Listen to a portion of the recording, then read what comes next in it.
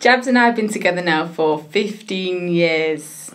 It's been that long? Long time. Mm-hmm. And one of the questions we always get asked is, how did you know that he was the one?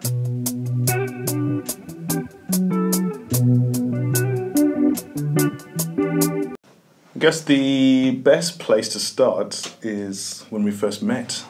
Do you remember? Of course I remember. Yeah, of course she remembers. I remember I came here and I wanted nothing to do with women. I just come out of a long relationship. I was moving to a new city, so dealing with all those complexities of being in a relationship, it just wasn't in my mindset. Until we met. Ding, ding, ding. And then he just couldn't resist. Yeah, that's what she says. I, on the other hand, was definitely ready. It was after a long period of time of singleness, probably about 7 or 8 years, following a consecutive amount of bad choices in relationships. And I recognised after the last failed relationship that there was a pattern, and it was almost like I knew what I didn't have and I was searching for a man to meet that gap. So either searching for a father figure or searching for somebody who would protect me, rather than looking for what I wanted. It was almost I was getting what I didn't really need. And before I met Jabzz, I'd actually written a list of all the things that I did want in a man. And I prayed over that list, and some of those Was I on that list? You were that list. Yeah, exactly. But I'd never actually done that. I'd never sat down and looked at what qualities I really wanted in a man. So you wouldn't think it, by the way we act, that we actually met in church. You did? Funnily enough. Sarah stalked me for days. Absolutely days, didn't you? I did not. Yeah, you did. Lies. She saw me and she just couldn't resist. That's absolute rubbish. Yeah, you were all up in church, just all, look Telling at the that truth. man. Yeah, don't lie. You know the truth. I did see him in church, and I did like what I saw.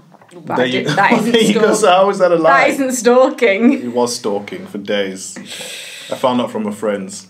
You know the truth, babe. We did meet in church, but then we were after church. I was in the pub with my friend, and Jabzz miraculously appeared in the same pub. Our personalities just really clicked. There was humour, there was banter. We would just chat. There was no gaps in conversation. We fancied each other, but obviously, you know, that's not what makes a relationship sustainable. But those things were there in the beginning.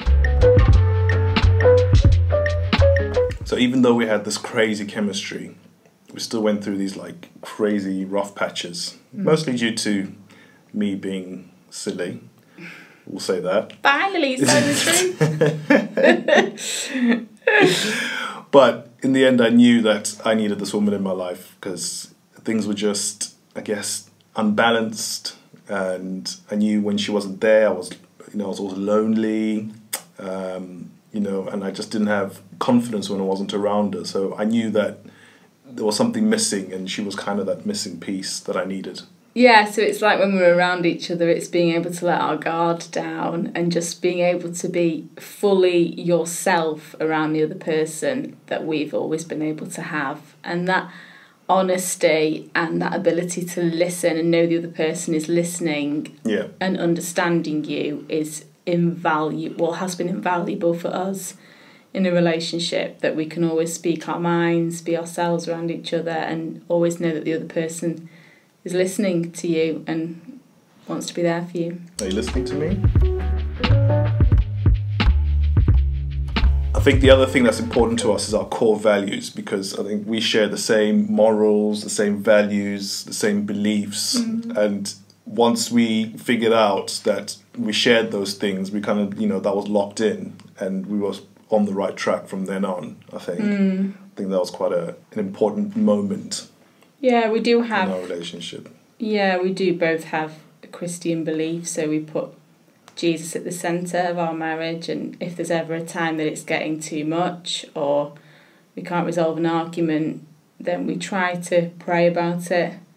And it does bring us back onto track. And I think, like, even if you're not a believer, I think it really works to to meet someone that's got the same values as you, you know, in terms of how you do life. Which means that we've got that freedom to be able to understand our different cultures and to kind of just understand that we're both different and there's nothing wrong with that. We can celebrate that and have fun with it.